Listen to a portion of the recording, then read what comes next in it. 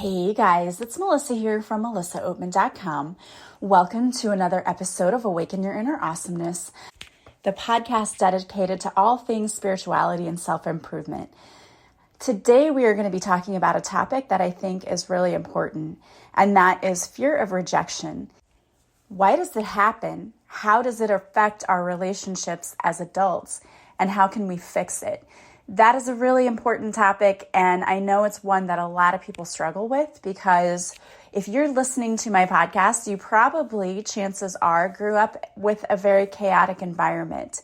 I know that I am a child of divorce, and although I feel like my parents did their absolute best and they tried very hard, it's not easy to be a parent.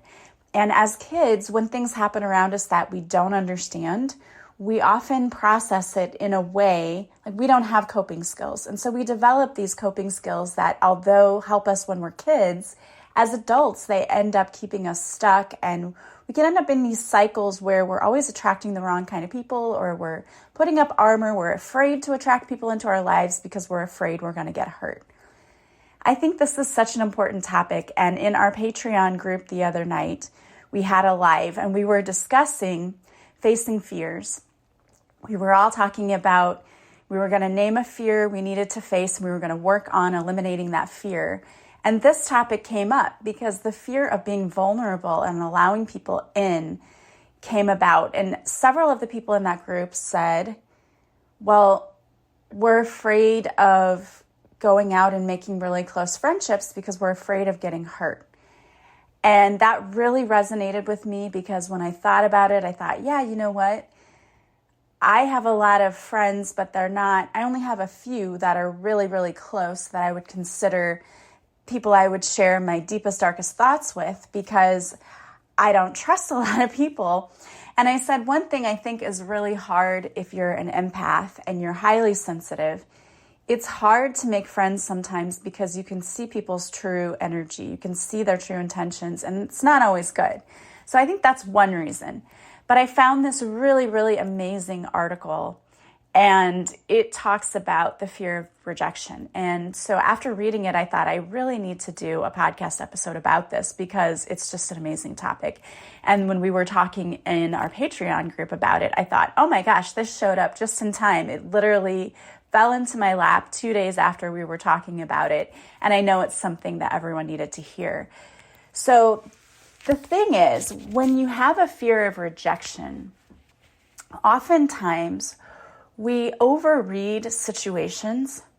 So one of the first things you have to ask yourself, because this is really important, you have to ask yourself, and we need to know the difference between being rejected and feeling like we're rejected. Because oftentimes as kids, we felt like we were being rejected when we really weren't. Our parents might have been busy and they didn't have time to sit down with us for something. We weren't really being rejected. I mean, our parents didn't say like, I don't love you and I'm rejecting you, but that's what it felt like to us as kids. And so we might have experienced a sense of shame or sadness. Maybe you've experienced this as an adult. Maybe you meet somebody new and you want to see if they're free to go grab a drink or something. And then maybe they say, oh, I can't. And you take that as rejection. Oh, this person doesn't really want to hang around with me. But maybe this person is a mom and they're really busy and they've got all of these things going on. It doesn't necessarily mean they don't want to be around you, but perhaps you're perceiving it and you're feeling extremely vulnerable and sensitive to this. Oftentimes, neutral responses from people or neutral reactions are perceived as rejection because neutrality indicates that, oh, well, this person isn't really that interested in me. They don't really value my friendship. And that's often not the case, too. So if somebody responds to you in anything other than enthusiasm, you take it as rejection. And I have a perfect example for this because when I was dating someone one time, he would text me and say, hey, do you want to go grab dinner on Friday? And I would say, sure. I would just type sure, and that was it. And in my mind, I was saying, sure. And in his mind, he was reading it as a text as sure.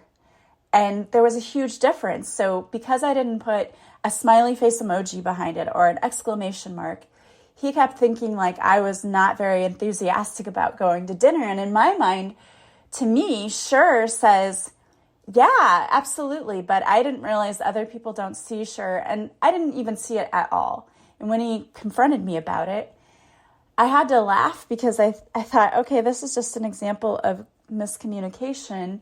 So from then on, I always answer everything with sure. And from now on, I always put an exclamation mark behind it to know, like, not sure, like fine or K. That to me, that's the one that I cannot stand is K, because I know, like, if I'm texting back and forth with my brother and he's mad at me, he'll write K. And that's the one thing I hate. But I know a lot of people just do it because they're busy. And you have to understand, we all have different languages, if that makes sense. For some people, they're so close with their family, they can text certain things and they get in the habit of doing that and they understand the meaning of their text. And texting is just so difficult to understand anyway sometimes, and that's what we've become, that it can be easily misinterpreted. So if I just write K, I would be horrified by that and think, oh my gosh, they're so mad. And maybe somebody just said I was in a hurry, so I just put K. So we often will read too much into what someone says. And then we're too afraid to say, what did you mean by that? Luckily for me, he actually confronted me and said, what did you mean by sure? It just sounds like, And I thought, oh my gosh, I said, I'm so sorry. That is not at all what I meant. But miscommunication is really a common theme. And so we might be reading too much into the situation. So you have to act as a detective and ask yourself those questions. And also be willing to ask the person, hey, when you say sure, it sounds like you don't really want to do something. We have to be able to stand up for ourselves. And that can be difficult for a lot of people too, but it's important to really be a detective and find out, are we just communicating in different ways, or am I really getting turned down? Because sometimes that's the thing. And if you're in a relationship with someone and you find that out, it's okay to say, hey, when you text me, can you please add something to it so that I know you're, like, it's hard to read text messages, it's hard to tell someone's tone and meaning. Can you make that a little more clear? I think for the most part, a lot of people would say, sure. Yes, I would. I would absolutely be willing to do that. And if they're not, you might just have to learn how to interpret who someone is and their texting. But I think for most people, they're willing to meet you halfway. And for you to understand, hey, we just have a different type of communication style, which is very common. Everyone is going to have their own style. It's also important to train your brain to see the positive in every encounter. Rejection can be a self-fulfilling prophecy. If you're looking for all of the signs that point to you that there are red flags, you're going to see them. And yes, it's important to be aware, but not everything is a red flag. But if you have a fear of rejection, you may be instantly looking for everything as a red flag. And I know I used to do this myself. And it didn't help because I would have people around like, well, if he took that long to respond, he must not be that into you. Which is, just don't say that to people, like, let them figure things out. On the other side, if you're looking for things that show you that you're valued and appreciated, you will start seeing those things as well, too. A lot of things really do come down to differences in love languages. That's really what it's all about. People grew up in different households, and in some people were shown demonstrative love, and so they in turn do that to other people. And for others, they weren't shown that, and so they're not maybe overly demonstrative. And that's something you really have to understand when we're dealing with people. But it can be really hard. And this is what I'm talking about. There's a little work that's involved in this, and if you're not willing to put in the work, then you're not going to get the results you want, because you're going to instantly just say, well, this person doesn't want to be around me, and you're just going to walk away. It's important that you find people who make you feel loved and accepted. Sometimes you may leave a situation and you feel rejected, but you don't recognize it in the moment. But afterwards, if you have people that you can kind of take a step back and say, okay, you're an objective third party. here's what I'm feeling, here's what happened, what do you think? It's important to have people you can go to and that you can trust. It's important to be able to look at a situation objectively, because sometimes our feelings are so overwhelming and we get so upset, but we're not thinking with our logical or rational brain. And if you have been trained your whole life to be overly sensitive to things, and I'm not saying that your feelings aren't valid, I'm just saying that sometimes we react to situations based on past experiences. It's like wearing those glasses. You know, you wear glasses through life, and every experience you have puts a fingerprint or a smudge on the glasses. So when you're seeing something, sometimes your perception is distorted because you're looking through those glasses that have fingerprints all over them. And if you can wipe off those fingerprints, right? If you can look at something not from your own experience, but from a neutral place, you'll sometimes see, oh, maybe I was overreacting to that. And again, do that detective work. Oh, they said that they were working and had something come in and they couldn't get away from their desk. That happens. You get busy. There will be days when I'm dealing with cleaning my house and my phone is charging in another room, and I go in and I see that I've missed like 3 calls, and then I call my sister back or my brother or whoever's called me, and I apologize. I'll say, I'm so sorry, I wasn't ignoring you. I was in the other room cleaning and I just got wrapped up in the cleaning and I didn't even hear the phone ring. Or sometimes my ringer's on silent, I'll be honest. I have to turn it off during the day when I'm at school, and I don't always remember to turn it back on. So maybe there is a logical explanation. So try to figure this out and focus your energy more on people who appreciate you. And if you do see a pattern, you can limit your time around people you think might be not treating you the way that you deserve to be treated, because we do deserve to have people respect us. And the truth is, you are going to get rejected. It happens. It's just a part of life. But you need to stop taking it so personally. If at work you get passed over for a promotion, really ask yourself, is there anything that I could have done better in order to get that promotion? Sometimes it just comes down to timing. Or if you get dumped in a relationship, that is the perfect opportunity for you to ask yourself, okay, how did I show up in that relationship? What could have been better? Is there anything I could have improved upon? Take it as constructive and not, I'm a horrible person, that's why they don't like me, because that's not it at all. The thing is, we are living in a society where people are trying to get their own needs met. And if what we're giving them isn't meeting their needs, it doesn't necessarily mean that we're not capable or we're not adequate. It's that they have different needs that maybe we can't meet because it's just not who we are. And we should not take that as personal rejection. We should take that as, okay, we weren't the right fit. This wasn't the right match. Was there anything I could learn from it? Okay, if not, it just wasn't the right fit, then move on from it. I know that it seems hard to say, I can't take it personally, but we are living in a society where people will ghost you now and they just stop talking to you because they can. And it's easier for them. A person who is emotionally mature will take the time to say, hey, this isn't working out. Someone who's not will just ghost because they don't want to have to deal with feeling bad for making you feel bad. And the thing is, it's okay to say, I don't want this anymore. I don't want this relationship. I don't want this job. I don't want this. You don't want to trap people somewhere where they don't feel like they're getting their needs met or they're not happy. But an emotionally mature person should be able to say, hey, I don't want to be in this relationship. And yeah, you might get your feelings hurt and you may say, well, I put all of this time in this, but that's their right to say that. We have to stop taking everything so personally. Sometimes it isn't about you, it's about the other person. They're unhappy. Maybe they don't know what they want. They're looking for something. Or maybe in this job, they thought that somebody else was a better fit. It's not always a personal thing. And we need to look at things objectively more often and say, okay, So this didn't work out, but I'm going to try to find people that I can surround myself with who make me feel good, or find a job where I feel good. Maybe that is an indication that where you are isn't a good fit and it's time to move on to something better. That's okay too. It's always a learning experience. That's the thing.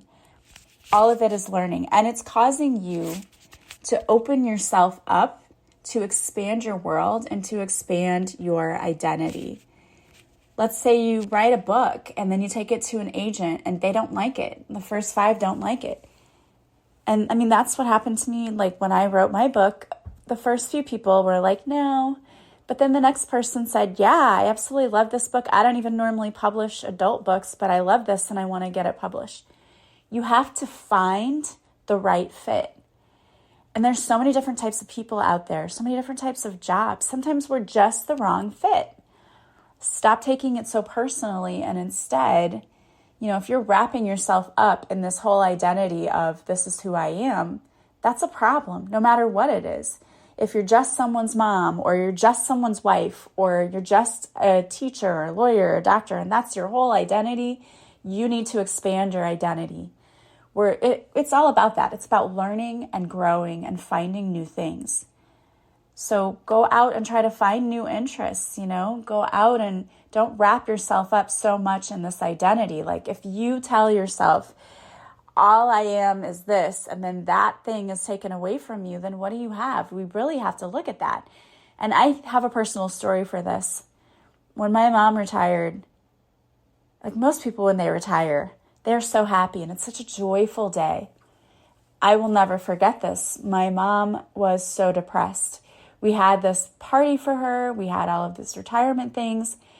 And she was angry. She was downright angry that she retired. She didn't want to quit teaching. That was her whole identity. She was a teacher. And she struggled a long time after that. And she kept teaching as a sub up until she got sick because she didn't know anything else. You have to expand your horizons. That can't be your only identity. It really can't. So an activity or an exercise that you can do, and we're going to do this in our Patreon group, is to write what you love about yourself. We're going to write love letters to ourselves, and we're going to think of all of these positive affirmations that we can elevate our self-worth. Because if you love yourself, that rejection doesn't bother you as much. And I know you don't believe me. I know you're sitting there going, whatever, liar. But it's true.